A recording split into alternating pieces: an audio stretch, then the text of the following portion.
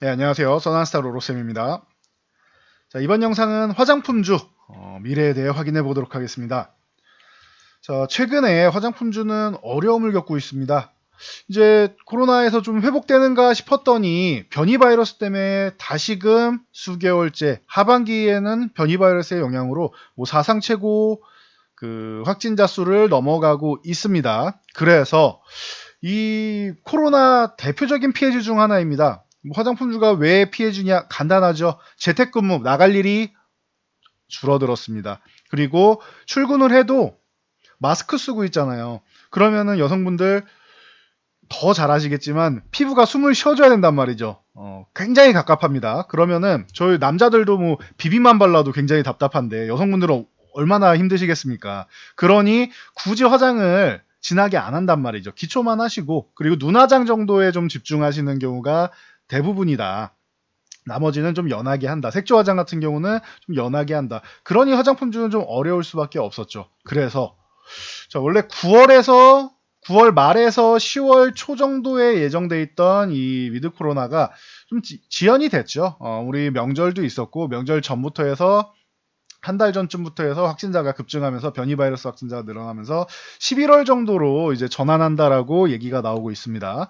확인해 보시면은 정부가 이미 밝혔습니다. 11월부터 위드 코로나로 전환하겠다라고 해서 이제 중대본에서 정례 브리핑을 통해 2주 후에 방역 상황과 접종률 고려해 단계적으로 사회적 거리두기 먼저 조정한다 얘기가 나왔고 11월에는 단계적으로 일상 회복, 11월 단계적으로 위드 코로나를 시행하겠다라고 얘기를 했습니다. 그래서 일단 아직은 아니지만 이제 11월부터는 진행될 가능성이 있다. 그러면 우리가 대면 서비스를 시작한다라고 하면은 이미 봄에 한 차례 올라왔었죠. 보시면은 대표적인 아모레퍼시픽 같은 경우도 봄에 이렇게 한 차례 올라왔었단 말이에요. 전체적으로 LG생활건강이나 클리오 같은 경우도 색조 화장으로 좀 유명하죠. 그리고 전체적으로 다 올라왔었다. 그런데 그 이후에 변이 바이러스 확산으로 해서 지금 아예 기존 저점도 이제 이탈해서 내려와 있는 모습입니다. 거의 18만 원까지 이탈해서 지금은 좀 과하지 않느냐라고 볼 수는 있는데 화장품 쪽은 여러분들이 업황을 좀 아셔야 돼요. 이 아모레퍼시픽이 왜 이렇게 좋았었느냐? 중국발 모멘텀으로 해서 자 보시면 2010년대에 2014년 15년에서 중국발 모멘텀으로 해서 이렇게 좋았단 말이에요. 이거는 이제 액면 분할에서 이제 줄어든 겁니다. 그래서 이렇게 좋았단 말이에요. 액면 분할한 후에도 이만큼 오른 거예요. 2015년까지 좋았다가 특히 2014, 15년에 어마어마한 성장을 이뤘죠. 그러다가 이제 그 다음에는 이제 휴식을 취한다라는 개념입니다. 이 중국발 모멘텀이 끝나면서 2016년에 뭐가 있었느냐? 메르스 그리고 중국 공안 이슈가 있으면서 이제 중국 관광객들이 이제 한국에 이제 좀 덜 오기 시작합니다. 그리고 불매 운동도 일부 시행을 합니다. 물론 중심 관광지들이야 여전히 미어터지긴 했는데 일단 메르스부터 시작해서 줄어들기 시작합니다. 그리고 불매 운동, 중국 공안 그리고 그 다음 년도 2017년부터는 이제 사드 배치에 의해서 배치하겠다라고 해서 먼저 시작하고 사드 배치를 시행하면서부터 지금 한한령이 지금 아직까지도 시행되고 있습니다. 그래서 이 부분은 이제 단계적으로라도 좀 해제해야 되는 거 아니냐 이 얘기가 계속 나오고 있는데 우리는 계속 기대감을 갖고 있는 것이죠. 그래서 시진핑이 좀 한국을 좀 와서 다시 한번 이제 친목을 도모해야 되지 않겠느냐 이런 상황이 벌어져 있는데 그 상황에서 이제 코로나 이슈가 터진 겁니다. 그래서 이제 중국발 모멘텀도 이제 사그러들고 거기에 중국발 모멘텀을 살려보자 했는데 여기에 이제 찬물을 끼얹은 게 코로나라는 것이죠. 우리가 밖에 나갈 수가 없고 약속도 줄이고 집에서 활동하는 시간이 늘어났다. 이래서 어려움을 겪었는데 자 그러면 이제 위드 코로나 시대가 오면은 좋아져야 되는데 자 여러분들이 이거는 생각하셔야 돼요. 이 우리나라 K뷰티라고 해서 화장품주가 급성장 시기는 2010년 중반대라고 방금 말씀을 드렸는데 중국에서 그러면은 판매가 잘 돼야 되는데 중국은 2016년에 이제 이렇게 말씀드렸습니다. 한한령 나오고 하면서 이거 좀 문제가 될 수 있다. 화장품주들은 대형주들은 좀 괜찮다. 예를 들면 아모레퍼시픽의 설화수나 LG생활건강 후 이런 대표적인 브랜드 같은 경우에는 괜찮아요. 대신 이제 경쟁사가 이제 뭐 일본, 뭐 프랑스, 뭐 이런 세계적인 기업들, 뭐 로레알이나 뭐 이런 쪽이랑 뭐 시세이도 이런 곳들이랑 경쟁을 해야 되는 겁니다. 프리미엄 제품으로 경쟁을 해야 돼요. 그래서 대기업들은 괜찮은데 중소기업들은 어떻게 되느냐? 중국에서도 우리나라 KBT 열풍이 나니까 자체적으로 개발을 한다. 근데 당분간 2, 3년 안에는 안 될 것이다라고 말씀드렸습니다. 근데 그 이후에 중국이 그래도 모방을 굉장히 잘하는 나라죠. 중국도 뭐 계속 뒤처져 있지만은 않단 말이죠. 화학기술도 굉장히 올라와 있는 분야이고 하기 때문에 중국이 화장품을 개발 못할 이유가 없다. 그러면은 이제 뭐 애국심 이용해서 우리나라도 이제 애국심 이용해서 많은 제품들을 판매하고 있듯이 중국은 뭐 더 잘할 수 있다라는 거죠. 그래서 중국 자체 생산한 화장품들이 브랜드가 올라올 수 있다. 그러면 어떻게 되느냐? 프리미엄 제품은 괜찮은데 중소형 뷰티 이쪽이 좀 한번 어려움을 겪을 수 있다라고 말씀드렸습니다. 왜? 마케팅 비용에서 좀 어려움을 겪을 수 있기 때문에 여러분들이 좀 선별적으로 치고 빠지기를 하시거나 아니면은 그 화장품 관련주는 이제 좀 어렵게 보셔야 된다. 그리고 반등 정도만 보시고 뭐 추세적으로 계속 끌고 가는 거는 사실 쉽지 않다라고 계속 말씀드렸었는데 이 부분을 여러분들이 참고하셔야 됩니다. 물론 지금 저점 구간이라는 거는 이제 저희가 뭐 이 정도는 말씀드릴 수 있는데 이걸 궁금해하시는 분들이 많더라고요.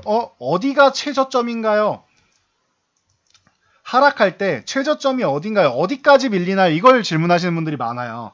자, 여러분들 이거 포인트로 하나 간단하게 말씀드리면은 하락할 때는 저점을 생각하는 게 아니라 저항을 생각하는 겁니다.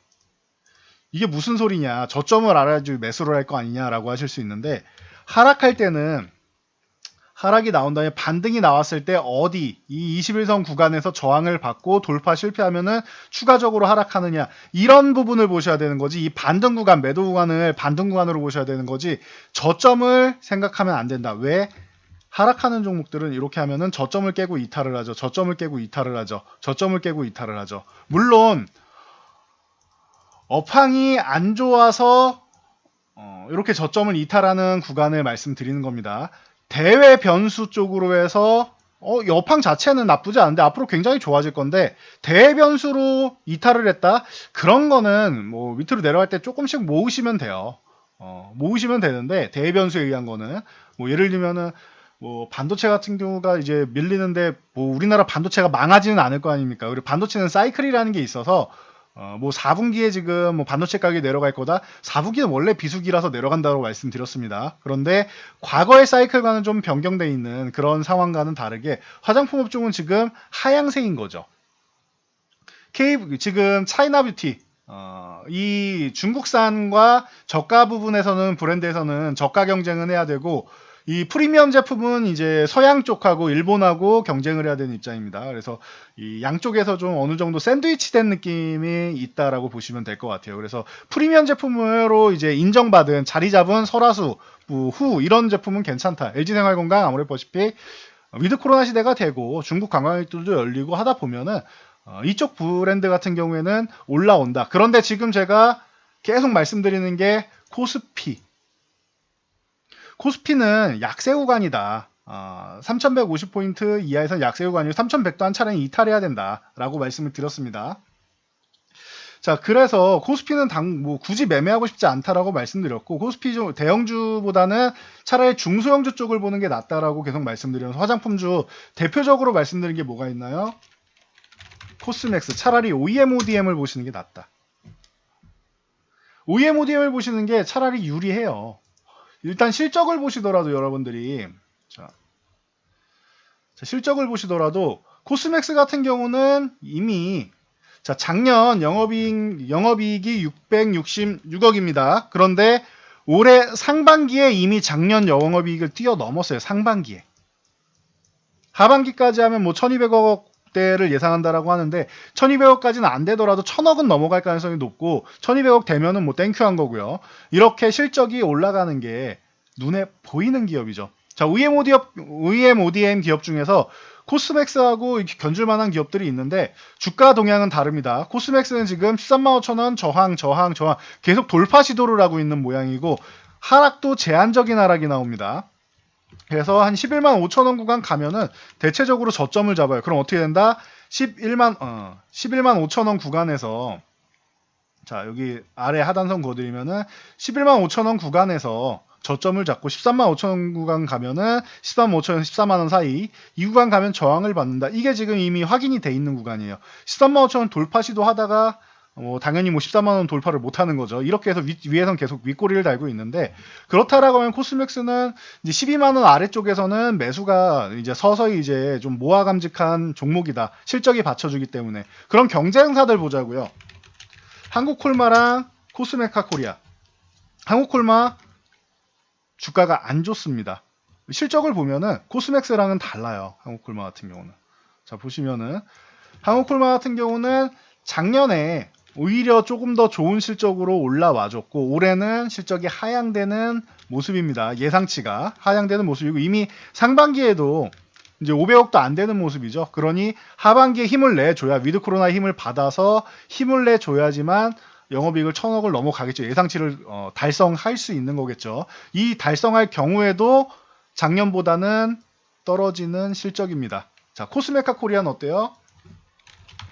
가장 대표적으로 이 세 종목 보니까 코스메카 코리아는 올라오고는 있죠. 근데 규모 자체가 다르죠. 197억 이렇게. 그래서 이제 그 코스맥스가 가장 좋은데 코스메카 코리아도 양호한 정도는 된다. 한국콜마보다는 코스메카 코리아가 그나마 조금 양호한 정도는 된다. 보시면은 이제 돌파 시도한 다음에 코스메카 코리아도 이제 저점 부근 즈음 오니까 이제 하락 정도는 나오는데 여기서 추가적으로 아직까지는 이탈 안 했죠. 만약에 이탈하면은 기다렸다가 회복될 때 매매하는 게 낫다. 그래서 저항 구간을 회복되는 게 중요하다라고 말씀드렸고 만약에 이 14,000원에서 14,500원 이 구간을 이탈하지 않는다라고 하면은 이 구간이 저점이라고 생각하시면 됩니다. 그래서 이렇게 보시고 코스맥스가 가장 유리한데 한국콜마는 이 복병이 하나 있습니다. 한국콜마 같은 경우는 이 종목을 트레이딩 하시는 분들이다라고 하면은 잘 보셔야 되는 게 실적은 올해 별로라고 말씀드렸는데 HK 이노엔을 보셔야 돼요.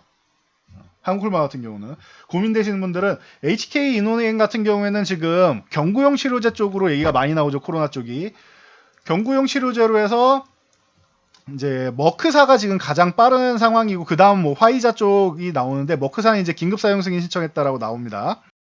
자, 그래서 가장 빠르게 10월 중이라도 만약에 머크사가 신청을 한다라고 하면은 최근에는 변이 바이러스에도 강력한 효과가 있다라고 얘기는 나오는데 일단은 긴급 사용 신청을 신청한다. 그리고 이제 통과가 된다. 승인이 된다라고 하면은 이제 HK 이노엔이 기존부터 한국 머크사랑 이제 백신 유통이랑 코프로모션 진행 중이다라고 기존에도 말씀드렸습니다. 그러면은 HK 이노엔이 올라온지를 먼저 확인하시면 돼요. 왜 갑자기 한국콜마 얘기하다가 경구용 치료제냐? HK 이노엔의 지분을 한국콜마가 52.7%를 보유하고 있습니다. 그러다 보니 자연스럽게 이게 원래 HK 이노엔이 CJ 헬스케어였습니다. 그게 한국콜마로 인수가 된 거예요. 그래서 한국콜마가 50% 이상의 지분을 52.7%를 보유하고 있기 때문에 만약에 한국콜마를 트레이딩 하신다면 HK 이노엔의 이 지분 가치 쪽을 노리시는 게 맞아요. 그러면 HK 이노엔이 먼저 올라와야겠죠. 그래서 한국콜마는 사실 굳이 저희가 트레이딩 관점으로 보지 않는다. 대장은 현재까지 대장은 코스맥스가 제일 유리한 상황이다라고 누누이 말씀드렸습니다. 그리고 중소형 쪽으로는 기존에도 말씀드렸지 클리오라던가 이런 색조 화장 쪽이 좀 유리해질 수 있다. 기존에 이 말씀드린 이후에 이 봄에 굉장히 좋은 모습 한번 보였었죠. 그리고 나서 변이 바이러스 때문에 거리두기 확장되고 하면서 4단계 연장되고 하면서 다시 한번 제자리로 다시 돌아와 있습니다. 기존 주가로 돌아와 있습니다. 근데 2만원 구간 정도에서는 이제 다시 한번 관심 가져볼 수 있는 2만 아래 주면 더 감사하고요. 만약에 위드 코로나가 된다라고 하면 클리오 쪽은 이제 다시 한번 관심을 가져볼 수 있다. 기존처럼 이렇게 빠르게 올라올 가능성은 높지 않다고 봐요. 한 차례 이제 구매 열풍이 한번 지나갔기 때문에 기존만큼 강하진 않을 거라고 봅니다. 참고하시고 그리고 나는 이런 종목 보는 거 골치 아프다 하시는 분들은 그냥 연후를 보는 것도 괜찮을 것 같아요. 어떤 제품이 팔리던 화장품이 판매가 조금 더 되는 건 맞습니다. 위드 코로나가 되면은. 그럼 화장품 용기 업체 쪽으로 해서 연우를 보시면 된다. 누누이 말씀드렸고 기존부터 말씀드렸고 다른 종목들이 먼저 올라가는데 아직 연우가 이제 출발 정도만 한다. 이제 아직 덜 올랐다. 그럼 연우 쪽을 보시면은 후발주 쪽으로 해서 자주 움직이니까 만약에 연우가 덜 움직였다, 내가 화장품을 놓쳤다면은 연우 쪽을 보시면 됩니다. 그래서 다시 한번 정리해드리면은 대형주 쪽은 중장기적으로는 괜찮아요. 근데 단기적으로는 코스피 쪽 수급이 워낙 안 좋기 때문에 코스피가 3150포인트 정도는 회복해줘야지 화장품주도 대형주를 좀 트레이딩할 수 있지 않겠느냐. 그래서 중소형주 쪽으로 해서 코스맥스 쪽이 실적으로 보나 수급으로 보나 전체적으로 가장 양호한 상황이다라고 보시면 될 것 같아요. 그리고 이제 한국콜마 같은 경우는 올해 별로 안 좋다라는 거. 대신 한국콜마를 볼 때는 HK 이노엔이 이제 머크사 이제 긴급 사용 승인을 받는다라고 해서 올라오게 된다라고 하면은 관련주로 좀 엮일 수 있으니까, 그러면 HK 이노엔이 올라오면은 한국콜마가 지분 올라온 후에요. 같이 올라오진 않습니다. 일단 HK 이노엔이 어느 정도 주가가 상승하면은 한국콜마를 그때 뒤에 후발주로 보시면 된다. 코스메카 코리아도 양호하긴 한데 수급적으로 코스맥스가 더 좋다라는 거. 그래서 이 OEM, ODM 3대장 중에서는 코스맥스가 제일 좋고 그 다음에 코스메카 코리아를 보는 정도. 그리고 한국콜마는 후발주로 본다. 그리고 이런 종목들을 못 잡겠다. 그럼 연우를 보는 게, 화장품 용기업체 연우를 보는 게 여러분들이 뭐 굳이 확인하고 들어가고 싶다라고 할 수 있죠. 지금 시장이 워낙 어지럽다 보니까 확인하고 들어가고 싶은 분들은 연우 같은 쪽을 보시는 것도 방법이 될 수 있습니다. 뭐 연우는 뭐 어마어마하게 뭐 여러분들이 좋아하시는 뭐 급등 현상이 나오면서 뭐 인생을 바꿀 정도는 아니에요. 대신 이제 좀 안정적으로 후발주 정도로 노릴 수 있는 정도다. 전체적으로 화장품 판매량이 늘어나면 자연스럽게 좋아지는 업체다 정도로 해서 분석하시면 될 것 같습니다. 자, 저는 여기까지 말씀드리고 물러가도록 하겠습니다. 영상이 도움되셨다면 좋아요와 댓글 그리고 알람 설정 해주시고요. 영상 잘 참고해서 모두 안전투자하시기 바랍니다.